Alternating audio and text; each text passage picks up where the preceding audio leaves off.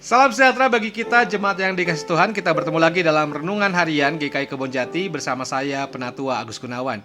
Hari ini kita akan membahas satu kota bernama Smyrna dalam topik kisah kesetiaan mengikut Tuhan. Nah, saudara, mengikut Tuhan Yesus bukanlah perkara mudah, penuh tantangan dan butuh perjuangan untuk tetap setia mengikuti Dia. Dan hari ini kita akan belajar tentang kesetiaan dari jemaat di Smyrna. Saya akan bacakan ayat yang mendasari kita dari Wahyu 2 ayat 8 sampai 11. Yang berkata demikian, "Dan tuliskanlah kepada malaikat jemaat di Smyrna, inilah firman dari yang awal dan yang akhir, yang telah mati dan hidup kembali. Aku tahu kesusahanmu dan kemiskinanmu, namun engkau kaya. Dan fitnah mereka yang menyebut dirinya orang Yahudi tetapi sebenarnya tidak demikian. Sebaliknya mereka adalah jemaah iblis.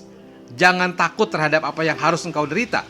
Sesungguhnya iblis akan melemparkan beberapa orang dari antaramu ke dalam penjara supaya engkau dicobai, dan kamu akan beroleh kesusahan selama 10 hari.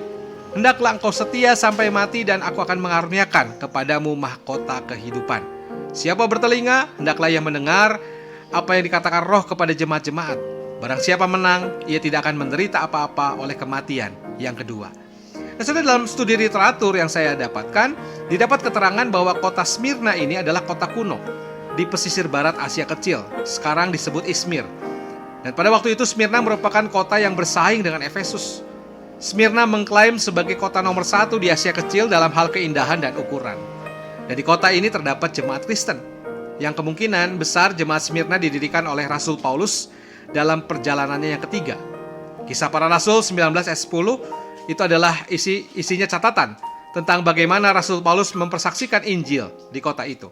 Nah, dalam kitab Wahyu, saudara, Smyrna adalah jemaat Kristus yang kedua di antara ketujuh jemaat Kristus di Asia Kecil yang menerima pesan yang ditulis oleh Rasul Yohanes dalam Wahyu 1 ayat 11.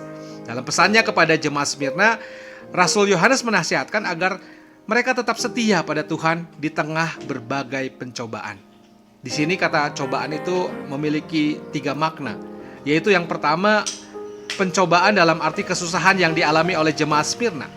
Yang kedua, pencobaan dalam arti kemiskinan yang dialami oleh orang-orang Kristen pada waktu itu, karena situasi orang Kristen yang berasal dari kalangan ekonomi lemah dan yang menjadi miskin akibat harta mereka dijarah oleh orang-orang yang membenci kekristenan. Dan yang ketiga, pencobaan yang dimaknai itu sebagai pemenjaraan. Orang-orang Kristen kala itu banyak yang dipenjara karena mempertahankan iman mereka kepada Allah. Nah, saudara, gereja Smyrna dikategorikan oleh para ahli Alkitab sebagai gereja yang teraniaya atau the persecuted church. Masa gereja Smyrna disebut sebagai masa aniaya terbesar yang pernah terekam atau dialami anak-anak Tuhan dalam sejarah gereja. Tetapi yang terjadi adalah semakin anak-anak Tuhan dianiaya, semakin besar kebangunan rohani yang terjadi. Nah, bagaimana jemaat Smyrna tetap setia menghadapi pencobaan yang mereka hadapi, itulah yang sebenarnya harus menjadi teladan kita dalam kesetiaan dan ketabahan kita mengikut Tuhan. Nah, saudara, kisah kesetiaan dari jemaat Smyrna yang patut menjadi teladan mungkin salah satunya adalah kisah Polikarpus. Sejarah gereja mencatat bahwa Polikarpus dihukum pemerintah setempat dengan dibakar pada sebuah tonggak pada tahun 155 Masehi, yaitu ketika ia menolak berkata Kaisar adalah Tuhan. Dia dibawa ke stadium dan prokonsul mendesak dia dengan berkata, "Bersumpahlah, maka aku akan membebaskan engkau, sangkalah Kristus." Tetapi Polikarpus menjawab, 86 tahun aku melayani dia, dan dia tidak pernah menyakiti hatiku sekalipun.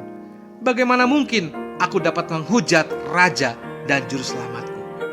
Namun prokonsul itu terus mendesak, sehingga pada akhirnya Polikarpus dihukum dengan dibakar hidup-hidup. Nah, saudara, kisah kesetiaan jemaat Smyrna ini patut untuk direfleksikan dan dimaknai dalam kehidupan kita di masa kini. Mengikut Tuhan Yesus memang tidak mudah, penuh tantangan dan butuh perjuangan untuk tetap mengikut Dia. Maka itu dari sekarang, sebagai persekutuan, kita dipanggil untuk saling meneguhkan satu dengan yang lain, supaya kita memiliki keteguhan hidup dan tetap setia mengikut Tuhan. Dan Tuhan kita adalah Tuhan yang Immanuel, Allah yang beserta dengan kita. Roh Kudus akan terus menolong kita dalam setiap tantangan kehidupan di dalam mengikut Tuhan, sampai akhirnya kita mendapatkan mahkota kehidupan yang Tuhan sediakan. Tuhan memberkati saudara hari ini, dan Tuhan terus menjaga kehidupan saudara. Amin.